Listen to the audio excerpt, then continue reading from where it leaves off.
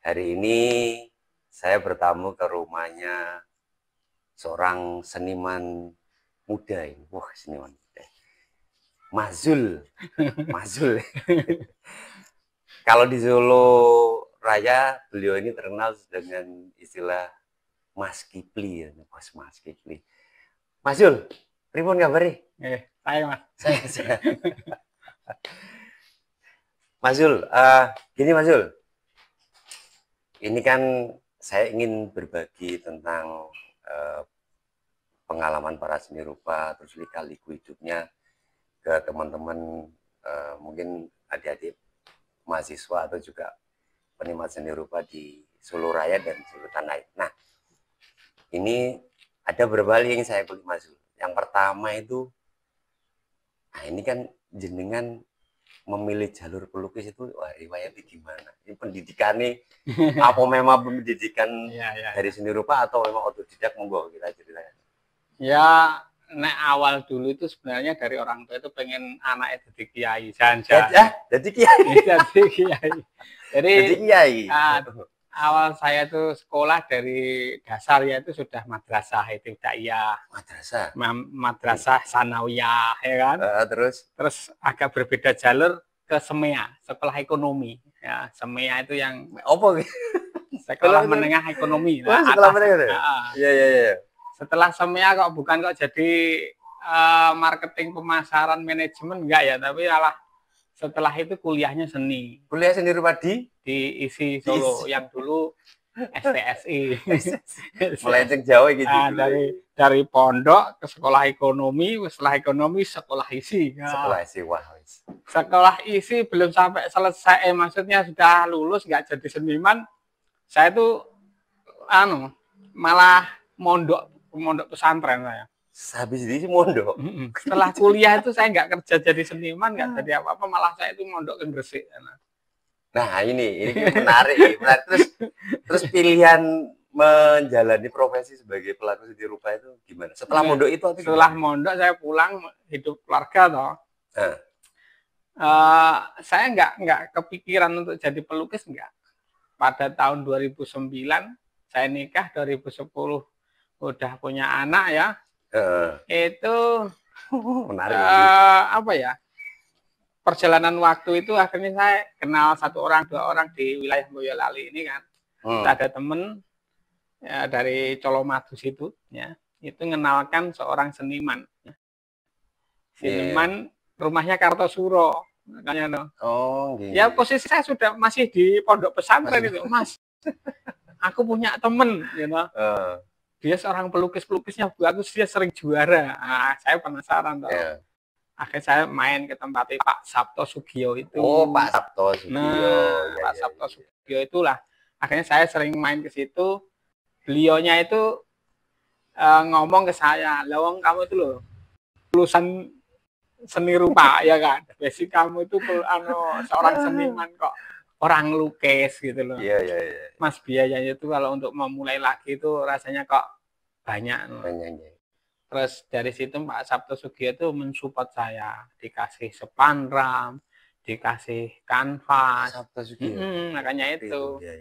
Terus sisa-sisa cat yang masih bisa digunakan itu dikasihkan ke saya. Terus teman saya yang di situ muridnya Pak Sabto itu ngasih 1 set cat Windsor. 1 set dikasihkan saya untuk ngelukis. Mantap. Nah, baik itu saya ngelukis, saya itu ya dibombong sama Pak Sabto itu. Lukisan kamu bagus loh kok. Wes. Waktu itu apa? Melukisnya masih langsung naif. Memang stylenya dari kuliah dulu saya sudah kenal gaya naif. Gaya naif ya. Nah, ketepatan setelah itu, setelah ngelukis pertama dinilai bagus toh, saya disuruh membuat yang lebih besar, ukuran 150 130. Lumayan gede. Nah, itu kebetulan pas ada momen kompetisi UOB. Buana Painting of the Year itu kan. Itu yang pertama. Dan saya di situ bikin karya dimentori Pak Sabto Sugio. Langsung. Saya itu setiap kali proses masuk seleksi ke UOB, makanya semangat saya itu langsung tumbuh saat itu. Padahal udah hampir berapa tahun nggak ngelukis? Ya, saya vakum ngelukis itu kuliah semester 6 atau semester 7. Saya cuma konsen bagaimana saya bisa lulus kuliah aja. Nggak pengen jadi pelukis, nggak pengen jadi seniman. Iya, menarik. Nah, makanya tuh Pak Sabto Sugio tuh sebagai mentor lah, istilah orang memberi, menumbuhkan semangat saya. Iya. Nah, setelah itu begitu saya merasa diterima lukisan saya di layak ramai di kancah nasional. Sekelas UOB loh itu. Sekelas UOB nasional. Cek loh ini. Kan seleksinya itu ribuan. Iya, betul. Yang diambil pada saat itu 53 tok. 53 ya? Iya. Itu 53 itu dibagi yang junior dan senior. Yang senior itu 40 berapa, yang junior hanya berapa gitu. Iya. Makanya itu setelah itu saya konsisten. Semangat. Akhirnya saya merelakan menyisihkan uang untuk beli kanvas, beli memulai aktivitas lagi. Tahun berapa itu Mas? Masih ingat nggak? 2011. 2011. Padahal kuliah tahun 2008 lulus. 2008 lulus. Berarti ada jeda sekitar 2-3 tahun. Ya, 3 tahun. Wah, iya, lumayan. Nah, ini Mas. Wah, ini menarik. Jadi secara garis besar Pak Sabto Sugio itu punya peran besar dengan menumbuhkan minat melukis lagi ini. Iya. Wah, ini Pak Sabto Sugio ini mau nggak mau ini harus ada note, ini ada poin untuk beliau karena udah. Dan akhirnya karena Pak Sabto Sugio yang mendorong, kita sudah tahu sekarang ada Mas Zul. Nah, teman-teman pasti semua udah tahu Mas Zul ini menurut saya salah satu pelukis muda yang naik daun. Kayak ular ya. Kayak ular. Lagi naik daun, gaya komunikasinya unik, lucu, nyentrik, dan yang paling saya suka itu apa istilahnya? Tergelemi. Nah, ini tergelemi ini menurut saya wah ini rada ini selelean gitu. Nah, ini kan ini Mas tapi memang naif itu memang menjadi pilihan dari awal ya, dari sejak kuliah ya, kecenderungan untuk itu ya. Itu dulu kan tetap saya basic ya. SMA itu saya sudah kenal lukis gitu. Sebelum saya kuliah itu sudah kenal lukis ya. Saya basicnya tetap melukis realis. Ya basic lah. Mungkin saya sendiri sadar lah kalau kemampuan di realis saya kurang gitu. Cuman saya melalui itu, sudah melalui proses itu. Bersama Pak Tony itu kan dosen saya. Pak Tony itu kan dosen melukis itu. Oh, dosen panjenengan. Terus melukis 2 itu sama Pak Nurate. Pak Nurate juga. Makanya itu beliau ini termasuk suhu-suhu saya ini. Nggak boleh saya itu kualat nanti kalau harus hormat. Pak Nurate dan Pak Tony. Semester 6 kalau nggak salah itu saya pernah lihat lukisannya Pak Basnendar, itu dosen saya juga, termasuk Mas Agusis. Nah, waktu pameran di Taman Budaya. Nah, saya itu kok lihat lukisannya beliau ini kok ketoknya los gitu loh. Tertarik ya? Nggak terlalu banyak beban ya. Lukisnya kayak anak-anak tapi kok ya asiknya. Iya. Makanya itu saya pengen mencoba waktu itu 2006 lah. 2006 mulai kenal gaya-gaya naif itu. Gaya naif ya. Oke. Wah, ini menarik. Mas, kalau boleh tahu ini. Rata-rata kan saya sering lihat podcast jenengan. Bukan podcast ya, media sosial jenengan itu berapa kali tergelemi. Enggak, itu mereka itu yang mengkoleksi karya jenengan itu kenal secara pribadi atau memang bagaimana? Dan ini mungkin bisa jadi pelajaran buat teman-teman yang lain. Bagaimana non sewu bukan menjual karya, tapi agar karya kita bisa diminati orang. Salah satunya mungkin dari media sosial itu. Nah, itu peminat jenengan tuh dari mana, Mas? Kenal secara pribadi atau hanya orang luar melihat medsos jenengan? Yang akhir-akhir ini ya, 2 bulan terakhir ini kan saya kan aktif di media sosial, di Instagram dan FB kan. Di Instagram dan TikTok saya enggak. Oh, TikTok belum. Itu rata-rata mereka itu kenal dadaan dari medsos itu. Dari medsos. Jadi karena imbas itu berarti bener ya? Bener ya. Bener ya. Begitu orang lihat celengan saya, istilahnya banyolan saya, dia itu Iya, suka iya, kan iya. komentar, dan saya sendiri sadar kalau ada orang komen itu ngerespon saya, makanya saya harus respon balik. Itu Iya, kunci iya, saya iya. seperti itu, biar terjadi komunikasi. Akhirnya dari beberapa orang itu ada yang japri terus Apa itu, Mas? tanya, saya tuh belum pernah Mas ngoleksi lukisan. Itu yang dari Bekasi, Dari Bekasi. Saya belum pernah, tapi saya suka lihat lukisan gitu. Iya, Dia iya. memberanikan diri tanya harga lukisan ke saya. Dan akhirnya itu tadi tergelem. Tanya, terus ini konsepnya apa, saya terangkan, Oh iya, iya, iya. terus dia beli. Tergelemi tadi ya. Tergelemi tadi. Tergelemi itu. Iya, iya. Oh ya, gini. Ini juga menarik ini, karena kan naif itu kan memang di luar, kalau misalnya realis kan orang udah langsung paham dengan maksud. Berarti panjenengan ketika ada orang nanya, berarti perlu menjelaskan konsepnya apa, ini menceritakan apa, itu penting ya. Narasi itu gimana sih? Ya, mungkin secara singkat lah. Ini kan yang namanya lukisan, ada yang bisa paham dengan maksud pelukisnya kan, ada yang tidak paham kan. Makanya yang tidak paham pasti tanya, itu maksudnya apa gitu loh. Ya, saya secara singkat lah saya terangkan. Narasi-narasi itu penting, karena kan mungkin kan ada beberapa yang nggak paham, maksudnya Mas Juli melukis apa tuh, ini kan kayak gini kan, kalau bagi beberapa orang awam mungkin itu maksudnya lukisan opo, lukisan, dan itu memang butuh punya. Kalau boleh tahu ini karya terbaru ini Mas? Enggak, ini udah lama, 2022, tapi 2022. Belum pernah saya pamerkan. Oh, belum dipamerkan? Belum pernah saya pamerkan sama sekali. Ini menceritakan apa ini? Ini judulnya itu Pesona Khatulistiwa. Nah, ini. Saya terus terang begini teman-teman, tertarik dengan Mas Zul itu pilihan warnanya yang fresh. Jadi karya-karyanya itu saya lihat pilihan warnanya nggak berat, yang gelap-gelap atau. Nah ini nih, Mas, ini pilihan warna yang fresh itu apakah sebuah, katakanlah ada misi tertentu, atau memang secara pribadi memang panjenengan menyukai warna itu?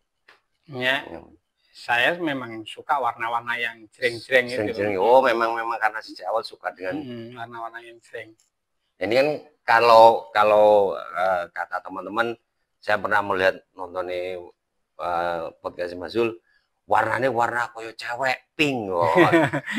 tapi begini kan, pada intinya kan kalau lukisan itu kan secara visual menarik, itu sudah cukup untuk menjelaskan kenapa orang akhirnya mengoleksi karya Mas Zul. Dan seperti ini kan, ini warna-warnanya cukup menarik, cukup fresh, tidak memberatkan mata kita sebagai, wah ini, oh ini berarti besok mau dipamerkan di mana Mas? Rencana ini kan, aku kan tergabung sama grup alumni ISI nah, Surakarta. Ini kan rencana dalam waktu dekat ini, tanggal 8 kalau salah, 8 September besok ini. Itu kan mau mengadakan pameran di Taman Budaya sampai tanggal 14 nggak salah. Teman-teman, nah ini penting, di Taman Budaya tanggal 8 sampai 14 September di Taman Budaya Jawa Tengah. Sinergi 3. Judul Sinergi 3. Ya. Ada berapa pelukis kira-kira?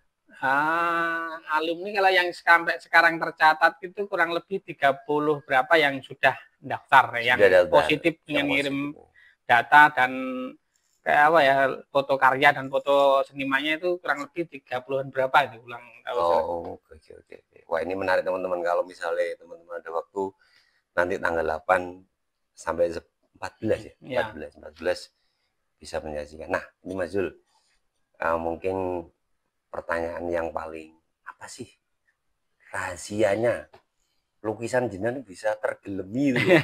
Ini kan membutuhkan, saya nggak tahu, di luar konteks rezeki orang beda-beda, tetapi kan pasti ada rahasia khusus yang mungkin bisa di-share ke teman-teman semua. Apa sih? Karena lukisan Mas Zul ini saya lihat laris ini tergeleminya sering tergelemi gitu loh. Nah, ini rahasianya apa sih Mas? Mungkin ya, saya pribadi itu berpemikiran gini,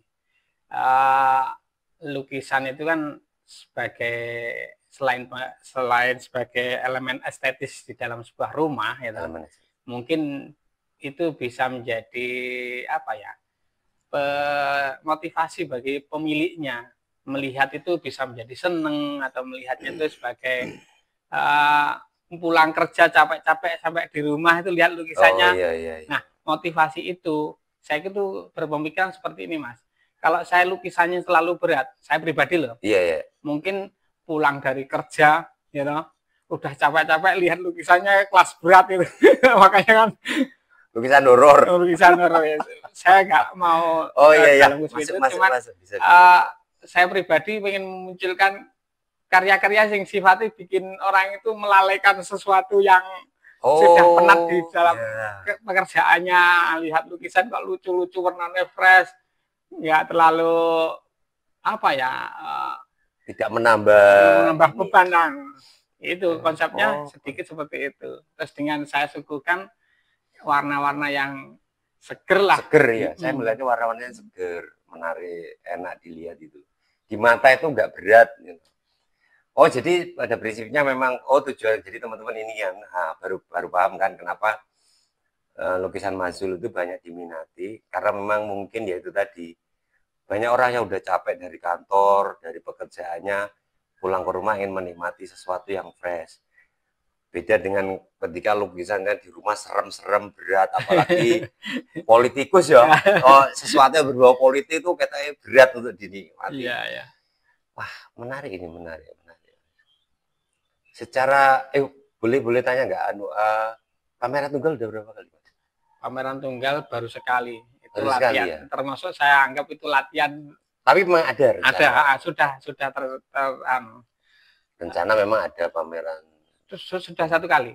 Sudah satu kali, terus mau lagi kan, Mas? Iya, tetap itu. Tetap ya. Pertanggungjawaban sebagai seorang seniman haruslah. Siap. Entah kapan, pokoknya saya persiapkan sebaik-baik mungkin lah gitu. Istilahnya mengumpulkan karya dulu. Oke, ini menarik. Pertanyaan terakhir nih, Mas Zul. Apa sih harapan Mas Zul untuk dunia seni rupa terutama Solo Raya dan nasional secara umum? Kalau secara umum untuk teman-teman di Solo ya, mudah-mudahan harapannya dengan kita semakin semangat berkarya dan berpameran, itu akan menumbuhkan kesenirupaan yang ada di wilayah lokal Solo ini. Tentunya kan sekarang itu media itu tidak hanya sekedar di galeri saja. Makanya yang saya harapkan tuh sesering mungkin teman-teman itu muncul di permukaan dengan cara ya mengupload karya-karya kita, karena secara tidak langsung kita sudah berpameran itu ya, berpameran dengan galeri medsos gitu. Makanya itu kan kalau seringnya orang sana muncul ya kan, dunia seni rupa itu semakin kayak gayung bersambut, semakin tambah ramai, semakin semangat. Oke. Kalau secara nasional ya sama, kurang lebih sama. Mudah-mudahan dari Solo itu muncul semuanya, nasional semakin tambah ramai gitu. Oke. Sama. Wah, menarik. Jadi teman-teman sekalian, mungkin itu pembicaraan kita yang singkat ini, tetapi minimal dari pembicaraan singkat itu kan teman-teman udah tahu sih siapa sih Mas Zul, terus dan kenapa dia pilihan warnanya dan pilihan karyanya itu naif dengan pilihan-pilihan warna ringan yang seperti beliau jelaskan tadi. Mungkin itu yang ingin saya sampaikan pada diskusi kali ini. Mudah-mudahan itu bisa memberikan manfaat juga kemajuan untuk dunia seni rupa di Solo Raya dan juga Indonesia secara umumnya. Terima kasih. Sampai jumpa di lain kesempatan dan juga diskusi dengan para pelaku seni rupa yang lain. Matur nuwun Mas Zul. Terima kasih. Sukses, sehat, amin. Terus berkarya. Dan semoga tergeling. Amin. Nah, itu yang dicari. Siap.